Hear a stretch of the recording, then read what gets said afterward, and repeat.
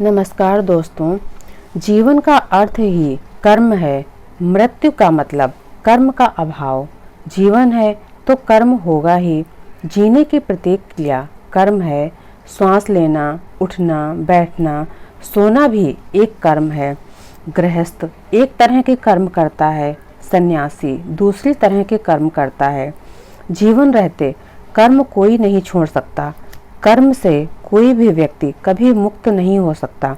इसीलिए भगवान श्री कृष्ण कर्म की नहीं, कर्ता को बदलने की बात करते हैं। असली सवाल यह नहीं हम क्या करते हैं, असली सवाल यह है हम क्या हैं।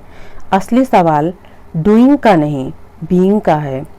व्यक्ति के भीतर जो चेतना है, आत्मा है, कर्म उससे ही निकलते हैं।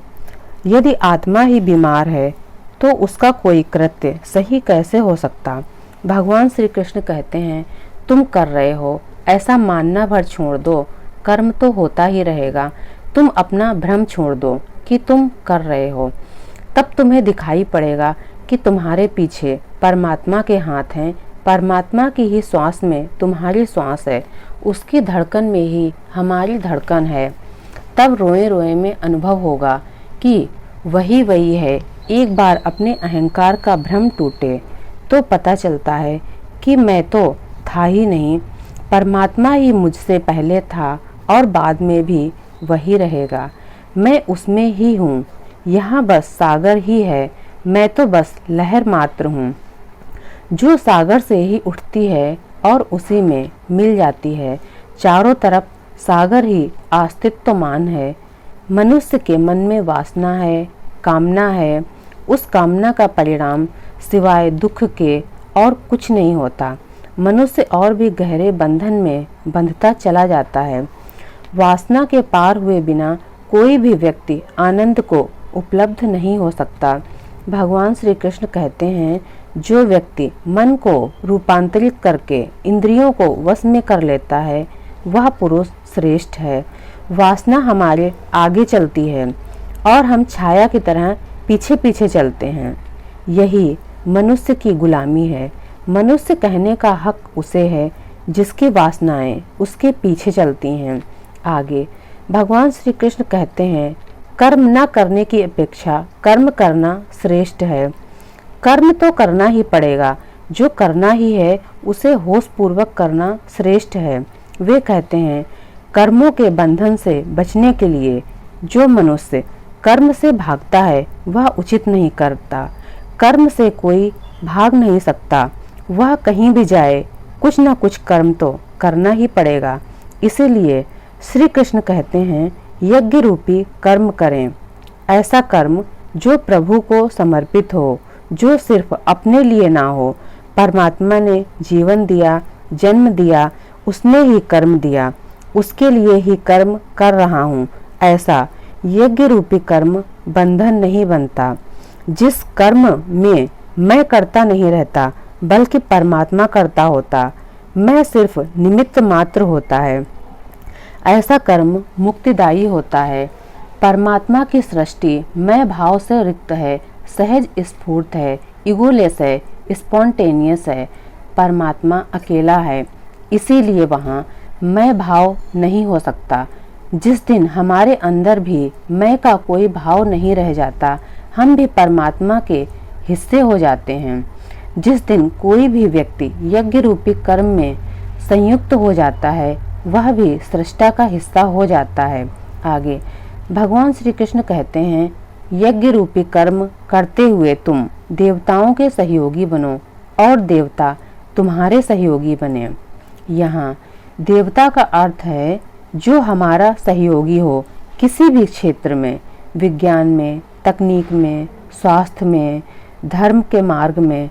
अगर हम उनका सहयोग करते हैं तो वे भी हमारा सहयोग करेंगे। हमारी प्रार्थना में भी कोई मांग ना हो। जिस प्रार्थना में कोई मांग नहीं होती, सिर्फ धन्यवाद होता है जो मिला उसका, तो प्रार्थना भी अमृत बन जाती है। इससे हमें आनंद प्राप्त होता है।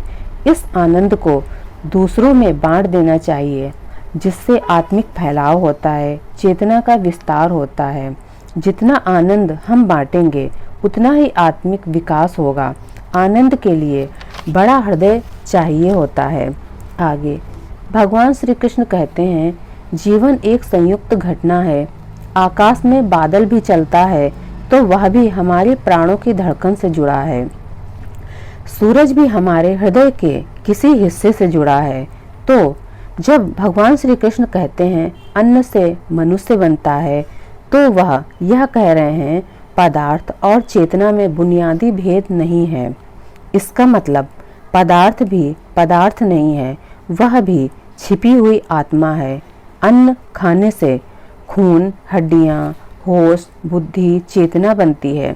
निश्चित ही अन्न में भी जीवन है जो हम में आकर फैल जाता है, खिल जाता है। अन्न वर्षा से आता है, वर्षा यज्ञ से आती है। यज्ञ का अर्थ परमात्मा को समर्पित कर्म, परमात्मा को समर्पित जीवन, एक ऐसा सामंजस्य जिसमें प्रकृति अपना सब कुछ लुटाने को तैयार हो जाती है। जब अहंकार रहित लोग इस पृथ्वी पर जीते हैं तो सारा जीवन उनके लिए सब कुछ करने के लिए तैयार रहता है। बादल भी वर्षा करते हैं, पौधे भी अन्न से भर जाते हैं, अन्न भी प्राण लेकर आता है। जब हम प्रकृति के साथ मित्र की तरह, प्रेमी की तरह रहेंगे, तब हमारा पूरा जीवन यज्ञ हो जाता है। जो यज्ञ रूपी कर्म करता है उसके भीतर ज्ञान से कर्म विकसित होते हैं और ज्ञान से निकला हुआ कर्म मुक्तिदायी होता है। आगे भगवान श्री कृष्ण कहते हैं, जो व्यक्ति सृष्टि के क्रम के अनुसार जीता है, जीवन धारा के साथ बहता है, वही धार्मिक होता है। जीवन दो ढंग से जिया जा सकता है, एक सृष्टि के क्रम के अनुसार, दूसरा सृष्टि क्रम के प्रतिकूल, विरोध में, बगावत में। जो व्यक्ति इस जगत की जीवन धारा से लड़ता है वह बीमार हो जाता है। जो परिपूर्ण स्वस्थ होना चाहता है उसे इस जीवन धारा के सहज क्रम के साथ एक होना पड़ेगा। जीवन को दो प्रकार से देखा जा सकता है। एक, सारा जीवन का केंद्र मैं हूँ, जीवन परिधि है, यह अज्ञान की मनोदशा है। उसे लगता है सारा जगत उसकी परिधि पर है, सब उसके लिए ही हो रहा है। वह यह देख ही नहीं पाता कि यहाँ प्रकृति के गुण काम कर रहे हैं, परमात्मा की समग्रता कार्य कर रही है। ज्ञानी की मनोदशा ठीक इसके विपरीत होती है। वह कहता है हम परिधि पर हैं, केंद्र मैं नहीं हूँ, केंद्र होगा तो परमात्मा होगा। हम तो परिधि पर उठी हुई लहर मात्र हैं। न हमें जन्म का पता, न हमें मृत्यु का पता, न हमें पता श्वास क्यों भीतर जाती है, क्यों बाहर लौट कर आती है। वह कहता है यह सब विराट का कर्म है। यहाँ जो भी सुख दुख, हार जीत, युद्ध शांति, प्रेम घृणा घटित हो रहा है वह प्रकृति के गुणों से ही घटित हो रहा है। भगवान श्री कृष्ण कहते हैं जो व्यक्ति जीवन के इस रहस्य को समझ जाता है वह अनासक्त हो जाता है। ऐसी चित्त की दशा में परमात्मा का, सत्य का, आनंद का अवतरण होता है। आगे भगवान श्री कृष्ण कह रहे हैं प्रकृति के गुणों से मोहित पुरुष अज्ञान में, मोह में, आसक्ति में, दुख में पड़ता है। वह उसी से मोहित होकर घूमने लगता है। वह धर्म के सत्य को नहीं जान पाता, सिर्फ प्रकृति के गुणों में ही भटकता रहता है। ज्ञानी पुरुष इस सम्मोहन से खुद को मुक्त कर लेता है, वह इससे जाग जाता है। श्री कृष्ण कहते हैं अर्जुन, तू सब कुछ मुझ में समर्पित करके आशा और ममता से मुक्त होकर युद्ध कर। यहाँ भगवान श्री कृष्ण स्वयं को परमात्मा के अर्थ में कह रहे हैं। कृष्ण के मैं का अर्थ समग्रता। जिसने भी स्वयं को जान लिया कि मैं बूंद नहीं सागर हूँ, वह परमात्मा ही है। वह सब परमात्मा को समर्पित करने की बात कर रहे हैं। धर्म कहता है आप कर्ता ना बने, कर्तृत्व परमात्मा पर छोड़ दें, हम सिर्फ साधन मात्र रह जाएं। परमात्मा को हमारे द्वारा जो करवाना है वह उसे करने दें। फिर श्री कृष्ण कहते हैं जो मैंने कहा है उसे श्रद्धा पूर्वक अंगीकार करके जो जीता है, कर्म करता है, वह समस्त कर्मों से मुक्त हो जाता है। श्रद्धा का अर्थ विश्वास, बिलीफ नहीं होता। श्रद्धा का अर्थ अविश्वास नष्ट हो गया, विश्वास आ गया। श्रद्धा का अर्थ जहाँ अविश्वास नहीं रहा, विश्वास करने से कोई व्यक्ति श्रद्धा को उपलब्ध नहीं होता। जब अविश्वास गिर जाता है तो श्रद्धा फलित होती है। श्रद्धा बड़ी निडरता देती है, हिम्मत देती है। इस संभावना को भी स्वीकार करते हैं आप कि आपकी सोच गलत भी हो सकती है। श्रद्धा स्वयं से आती है। जीवन में जो भी गहरा और महत्वपूर्ण होता है वह तर्क से समझ नहीं आता। जब सारे तर्क नष्ट हो जाते हैं, गिर जाते हैं, जब पहली बार श्रद्धा का अनुभव होता है, जब हम जीवन के रहस्य पर ध्यान देते हैं, तब श्रद्धा का द्वार खुलता है। नमस्कार दोस्तों।